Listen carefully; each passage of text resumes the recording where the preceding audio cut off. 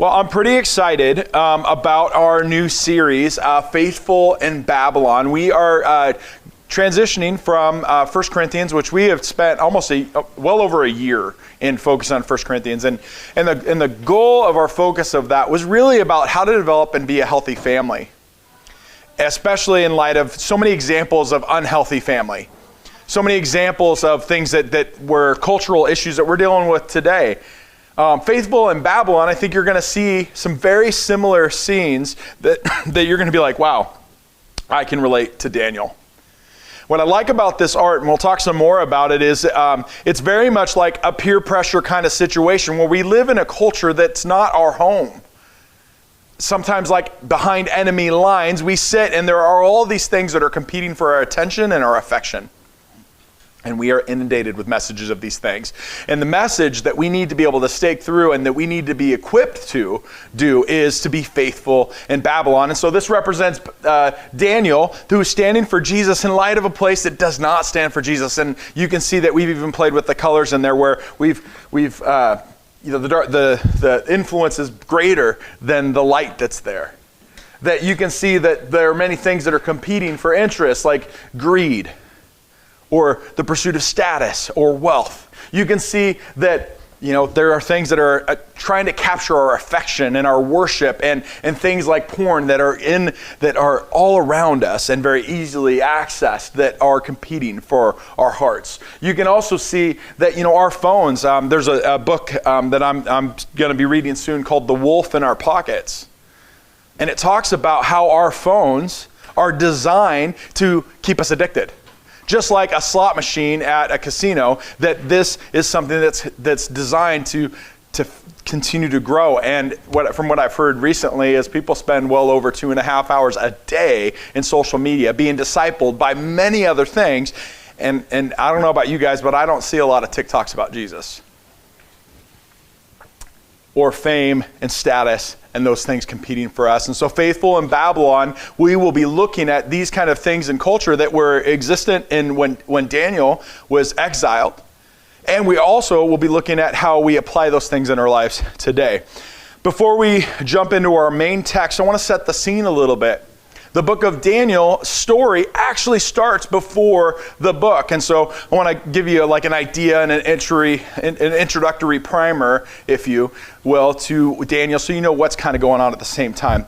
So let's jump into the text at 2 Kings chapter 23. And just at the end of this chapter is where our main passage is today. Jehoiakim was 25 years old when he began to reign. And he reigned 11 years in Jerusalem. His mother's name was Zebedah. You guys know I love these names. The daughter of Pedaiah and Rumah. He did what was evil in the sight of the Lord. If you're familiar with the Old Testament, this is a phrase that goes with way too many kings. But we're going to go there. He did what was evil in the sight of the Lord, and according to all that his fathers had done. He had seen a bad example, and he had followed in that same bad example. In his days, Nebuchadnezzar, king of Babylon, came up, and Jehoiakim became his servant for 3 years. And then he turned and rebelled against him. And the Lord sent against him bands of Chaldeans and the bands of the Syrians and bands of the Moabites and bands of the Amorites and sent them against Judah to destroy it, according to the word of the Lord that he spoke by his servants and the prophets. Israel, if you track all the way back to the beginning of the Bible, was subject under Egypt. The Exodus happens, God gives them the promised land, they come into this new land, and we're talking the first 5 books of what's going on here, and then they're led by judges. And so you see that that was kind of, God was their king, and they were supposed to represent him to the world, and they begged for a king. They begged for someone to lead them into battle. They begged for somebody to do that. And there was many warnings, and we're going to look at some of the warnings today. Today's sermon will be a little different than what I usually do because we're introducing a book that we'll probably be in for at least 6 months. So I want to give you an idea of what's happening before, during, and a little bit more of the introduction of what the book stuff looks like today. we're going to do the study of the book of Daniel, and there'll be multiple series for this, but I was curious, and I want to ask you guys a question to consider, and you guys can respond. When I say Daniel, Old Testament Daniel, what comes to mind? Lion's Den, absolutely. What else? The fiery furnace and Shadrach, Meshach, and Abednego. Son of Man. Son of Man. Anything else? Those are probably the main ones. The statue. Oh yeah, the statues and the kingdoms. Yep, the visions. Lots of vision language that we're going to see there. That's good. Maybe if I press a little further, you might think of like the Daniel fast or the Daniel diet. That was a fad a few years ago, right? There was, Dr. Amen and all the books and all the things, and you might think of Daniel as a prophet, somebody that is communicating a message from the Lord, right? These are kind of things that you're thinking of when you think of Daniel. Now, I've got an old Bible question for you, so you guys might have to think, and maybe you have this or maybe you don't. But how many of the kings of Israel and Judah were bad kings? Absolutely, but maybe a number. I'll even take a percentage. I don't even care. Give me hazard a guess. What do you guys think? About 80% were bad? 95. 95%. The over is safer on this one. All right, show me, Chris, show on the slide. All right, here's a little hit. Here's all the kings of Judah and all the kings of Israel listed out. There's what? 39 of them. Does that help you kind of maybe hazard you guess a little bit more? How many were good? How many were bad? I think Jehu was probably bad. There's that little blue book right there. You can just get all the answers right there. All right, give me the next slide. Here's the breakdown of how the kings break out. It's not very encouraging. All of the kings of Israel were bad. All of them did evil in the sight of the Lord. And ever since they broke, they broke over like traditions that they wanted to be more influenced by their neighbors. They wanted to be able to be influenced by their community. They wanted to embrace those kind of all those negative things we just talked about that Daniel's standing against. And we're doing a little bit better with Judah, a little bit better. I think there's 8 good kings. 31 bad kings is the number of bad kings that are there. It's a lot.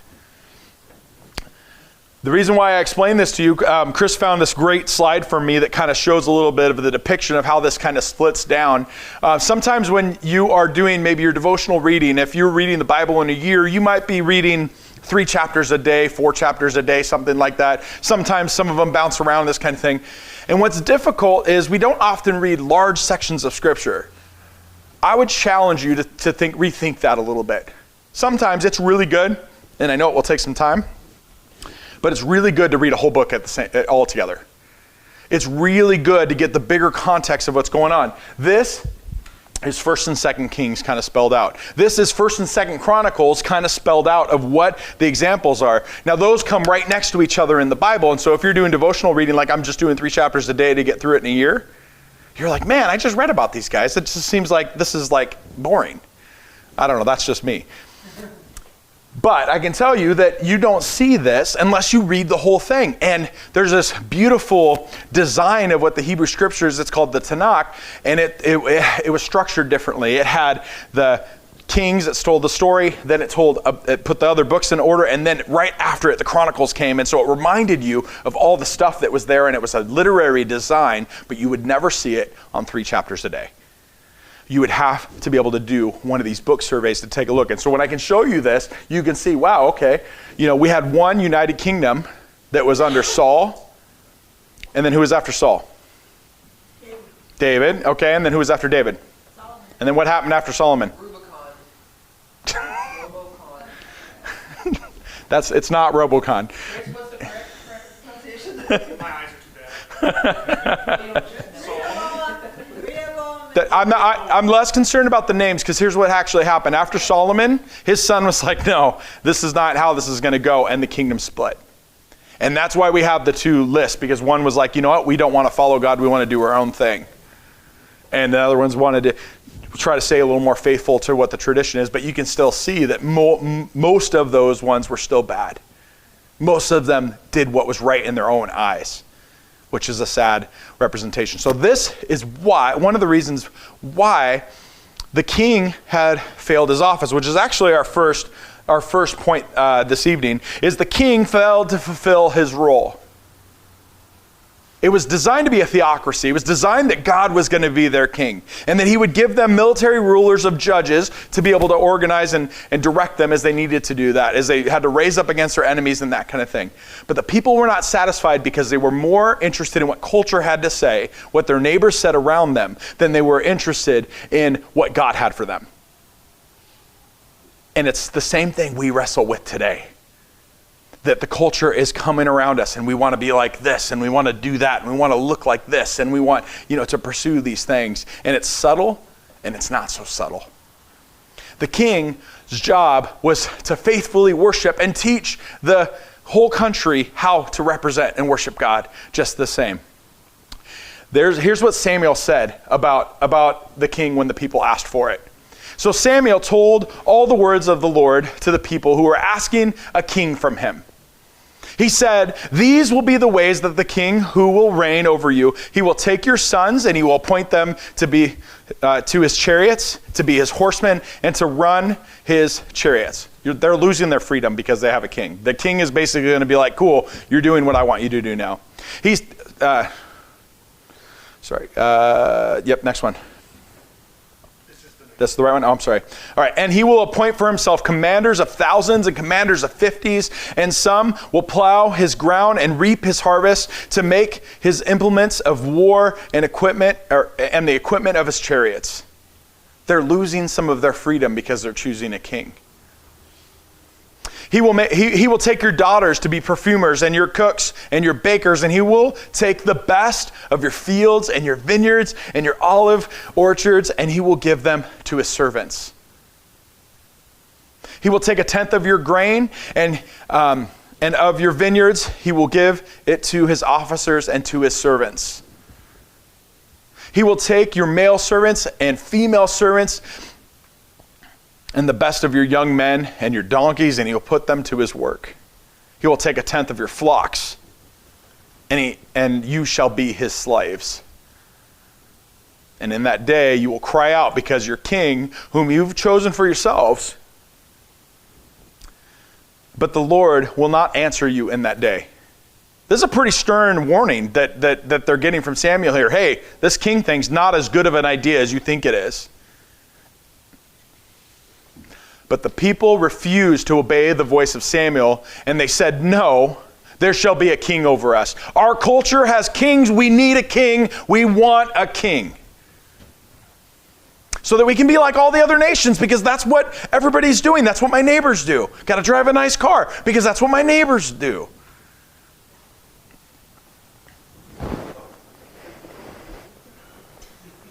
This one, okay, cool, sorry.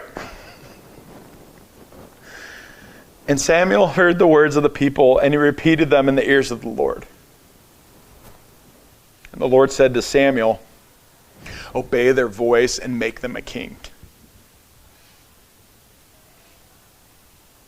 They had no idea that they're going to have 31 bad kings. They had no idea that there was going to be this separation from the way that the Lord would have for them. They were warned. They should have had an idea. They were losing their freedoms, but they wanted what their neighbors have. They wanted what the culture had. They didn't want what God wanted for them. And the Lord said, "Okay, you can have a king." The office of king, we get some more insight. Moses had warned them of a king, though, as well. So when they were coming to take the promised land, this is what he had said, hey, that you guys need to obey God. And in Deuteronomy 17 and verse 18, it says this. It says, "And when he sits on the throne of his kingdom, he shall write for himself in a book a copy of this law approved by the Levitical priests. And it shall be with him, and he shall read it in all the days of his life, that he may learn to fear the Lord his God by keeping all the words of this law and keep these statutes and doing them, that his heart may not be lifted above his brothers, that he may not turn aside from the commandment, either to the right hand or to the left, so that he may continue long in the kingdom, he and his children in Israel. There was a design for what the king was supposed to do. He was supposed to be number one representative, almost like a priest, if you will, someone committed to worship God, and teach his kids to do the same thing. Now, we have the advantage of history to show us that that's not what happened. That they did elevate themselves, and exactly what Samuel warned them of is exactly what happened. And the king failed his office. That is some of the setting that is coming under this king failed. So the king was warned. God sent prophets, and there's lots of warnings about how they're living, and they don't adhere it. They ignore it. They treat the prophets poorly. There are a lot of examples of what that looks like. They're warned, and they're warned, and they're warned, and they're warned, and they're warned. And they don't heed any of the warnings. It starts with the king. The king was supposed to represent God, and he didn't. And so the hearts of the people followed in the same way that the heart of the king went. About selfishness, about building me up and not representing and worshiping God well. Let's take a look at our main passage. The first two verses are all we're going to look at today for Daniel, but this is all the context that builds up to why the exile is about to happen. In the 3rd year of the reign of Jehoiakim, king of Judah, Nebuchadnezzar, king of Babylon, came to Jerusalem and he besieged it. If you just picked up Daniel out of context in a book that was just sitting on your coffee table and you looked at this, you'd be like, oh, that's kind of weird. What happened? Why did this happen? What is going on here? And the Lord gave Jehoiakim, king of Judah, into his hand. The Lord did not let his land be protected anymore. He gave the king into the hand because he did evil in the eyes of the Lord. And with some of the vessels of his house, and he brought them to the land of Shinar, which was Babylon. I'm going to show you a map of that in a second.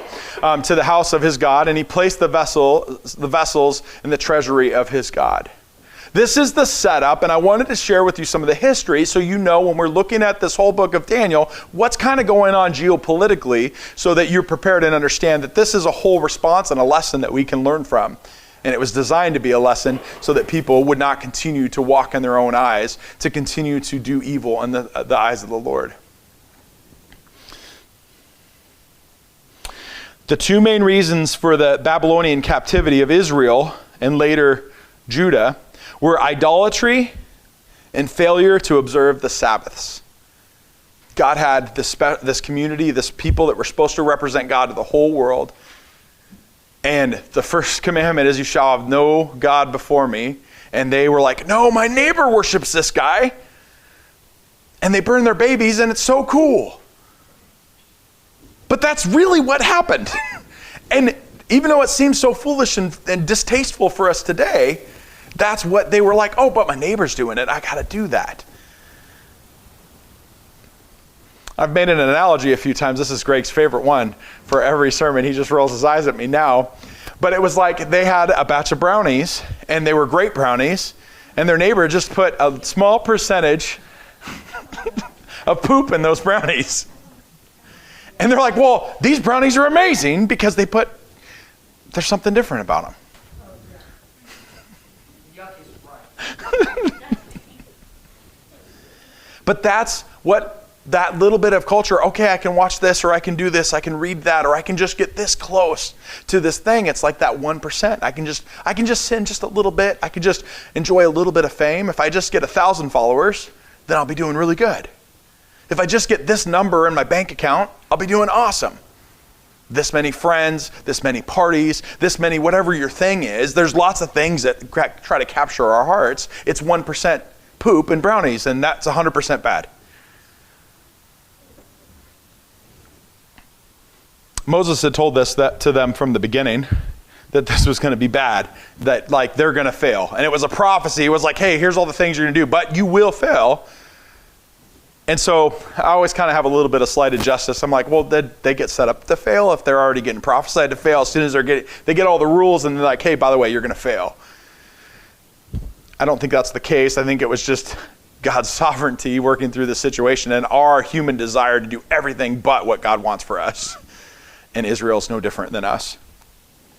Moses had said this in the beginning. He said, but if you will not obey the voice of the Lord your God, or be careful to do all his commandments and all his statutes I command you today, then these curses shall come upon you and overtake you. He continues a little bit further. I skipped the section. It's worth reading, but this is the gist of it. The Lord will bring a nation against you from far away. So literally, Moses leads them into the promised land. They're getting this place. They're free from the slavery from Egypt. And he says, if you don't obey God, there's going to be consequences. Here's the consequence. A nation from you the Lord will bring a nation against you from far away, from the end of the earth, swooping down like an eagle, and a nation whose language you do not understand. A hard-faced nation who shall not respect the old or show mercy to the young. It shall eat the offspring of your cattle and the fruit of your ground until you are destroyed. It also shall not leave you grain, wine, or oil, the increase of your herds, or the young of your flock, until they have caused you to perish. It's striking to me that the curse that they're going to get for not obeying is very similar to the consequence they get for getting a king. I don't know if you guys have picked up on some of that they're like, hey, a king's going to take the best of what you have. That's what they said that a nation is going to happen if you don't follow God. That a nation's going to take your best and they're going to be without mercy. And we know that's to be true. But I want to talk a little bit more about where the book of Daniel takes place, because basically we know that they strayed. Israel went wrong, and they were taken in an earlier exile. So the northern kingdom of Israel was separated and taken apart, and Judah remained a little bit more faithful, at least enough that they didn't get exiled and taken away from their homeland. But they went bad as well. Our second point is that the book of Daniel is set far from home. So if you take a look at this map, you can kind of see that right down here is Jerusalem. It's about 900 miles away from where Babylon is. It's more than a couple miles. It takes a long time to go that far. Daniel and his cohorts, as we will learn, are far from home.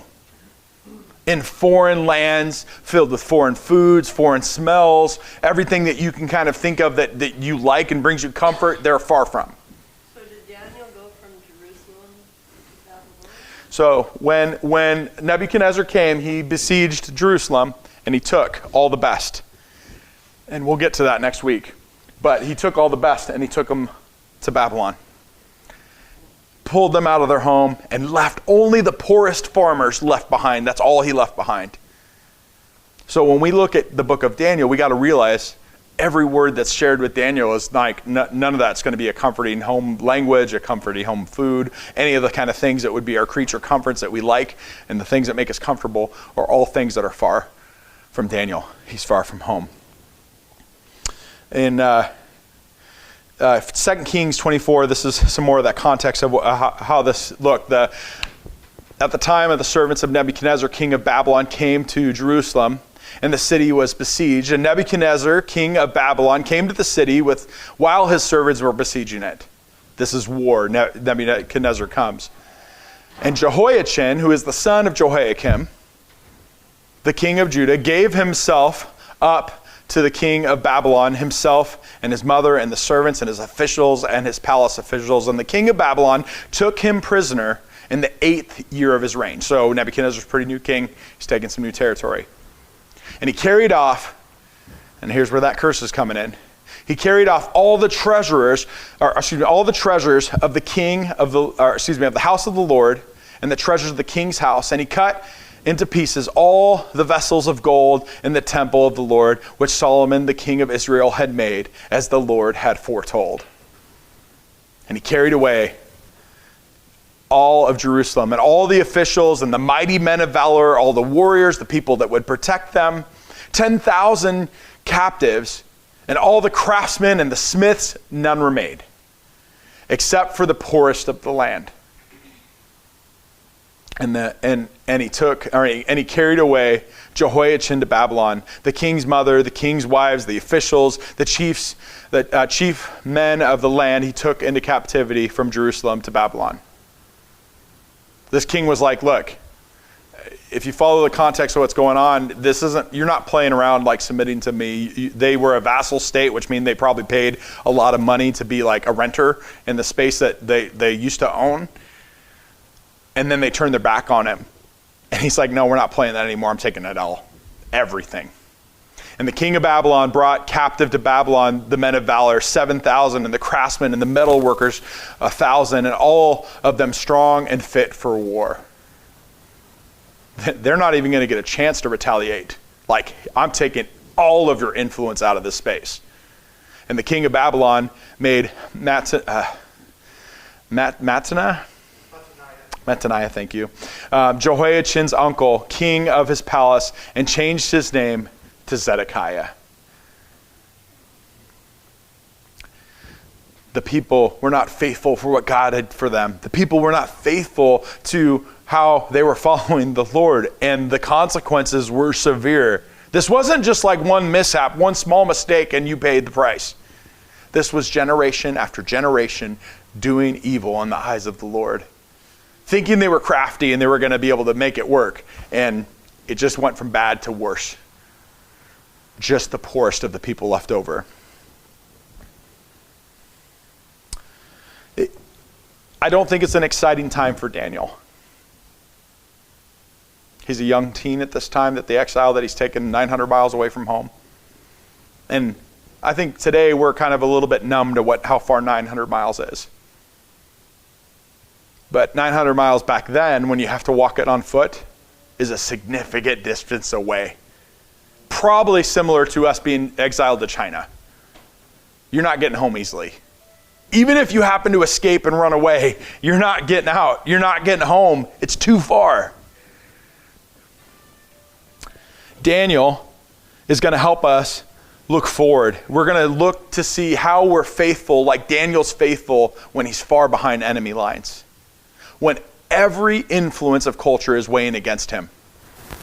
In a space that doesn't smell like it should smell, it isn't a home, it's a place that's far away from where he should be. We're going to see how to be faithful in Babylon. This message is for Daniel's time, and we're going to see how it applies for us today. The authors of the Bible use Babylon as a metaphor. So you can find throughout the biblical text a reference to Babylon about this culture, this kind of sin nature, this human aspect of us to separate and choose anything but God. And it's no different than the culture that we live in today. You're going to go to your homes and your workplaces where you live, work, learn, and play. And in all those different areas, you're going to be inundated in a place that isn't your forever home. Just like Daniel was far from home. Many temptations, many things, sex, money, power, fame, entertainment, even good things like knowledge and wisdom are perverted by our desire to lift ourselves up and not focus on what God has for us. And it's not too different than the circumstances and the challenges that Daniel's going to experience that we see. The book of Daniel is authored by Daniel. We can see as a reference in chapter 9, verse 2, and in chapter 10, verse 2 as well. There's a little bit of scholarly debate about who has written some of these things, because some of the nature of this book is prophetic, which means there's some visions that require some interpretation. We're going to have to do some heavy lifting today. You're not going to just be able to open up and look at the second half of Daniel and be like, okay, cool, I got my application, I'm good to go. And I'm waiting. I'm going to hope that Chris brings us all the perfect application for all the visions. He's preaching for like 3 weeks straight. No, I'm kidding. He hasn't been scheduled for that yet. No, we're going to do that heavy lifting together. The book is kind of split in half. The first chapters 1 through 6 is combined of 6 stories and some dreams that are shared in chapters 1 through 6. And chapters 7 through 12 are the visions, where we start to see some eschatological aspects of like Many scholars see like end times pictures that are brought there. Hope. And that's kind of the message and theme that we see through Daniel, is a hope to remain faithful when the circumstances aren't going our way. That even while we are still on this earth waiting for the second coming of Jesus, that there are some things that we can look forward to and have hope and still have some impact and represent. So when we talk about using our tables to share the gospel, it's not too different than how Daniel's living. But it's work. It's work to wrestle through some of these things. So I'm kind of excited and anxious at the same time about doing some of that heavy lifting, but I'm excited to do it with you. Eugene Peterson says this of Daniel, and I thought it was worth sharing with you guys as I was preparing this week. He goes, images generated by the book of Daniel have been percolating through the daily experiences of the people of God for well over 2,000 years now, producing a richly aromatic brew, stimulating God's people to obey and trust their sovereign God. Obedience to God and the pressures and stresses of day-to-day living and trust in God's ways in the large sweep of history are always at risk, but especially in times of suffering and persecution. The stories that Daniel is going to show us are some insane situations where the costs are high, and and we're not just talking about a fleeting temptation. We're talking about like change or die kind of situations. He continues, obedience to God is difficult when we're bullied into compliance to the God, ignoring culture out of sheer survival. Trusting God is likewise at risk of being abandoned in favor of the glamorous seductions of might and size. Daniel was written out of such times. There was little or no observable evidence in the circumstances to command against the stream obedience or overarching trust. But Daniel's stories and visions have supplied what society did not, what it could not give. Century after century, Daniel has shot adrenaline into the veins of God obedience and put backbone into God trust. The stories are meant to inspire and help us to see that when the costs are the highest, when the suffering is almost unbearable, or very often can be unbearable, that trust in God should be our response. And it's not going to be natural. You're going to have to fight for it. What we see from Daniel is a faithful witness, a faith that represents his God well. And we'll continue this over the next several weeks of continuing that theme of faithfulness in Babylon. We'll see how we can represent God with our witness well. We're going to draw on some of the Sunday school imagery that stuck with us well. Some of us from Flanograms, some of us from VeggieTales. And we are going to see how even in crazy circumstances, his faith remained faithful. And that's something that we need for us today too. That Daniel remains faithful in the midst of many temptations. So I'm excited to invite you on the journey, and it's going to be fun the next several weeks as we continue in this series, and the next several months as we continue into Daniel. And I need your help because we got some heavy lifting to do in the series to come, but I think we can do it together. Let's pray. Lord, I thank you that you give us examples of how to have faith when it's difficult. That when it's darkest, Lord, there's still light for us to look forward to. That when we're suffering, when we're in places of discomfort, of pain, of agony and grief, that, Lord, you are good and you are faithful and you are close. Lord, help us live faithful lives in a culture that presses on us from every side. Help us remain faithful in Babylon. I pray these things in Jesus' name. Amen.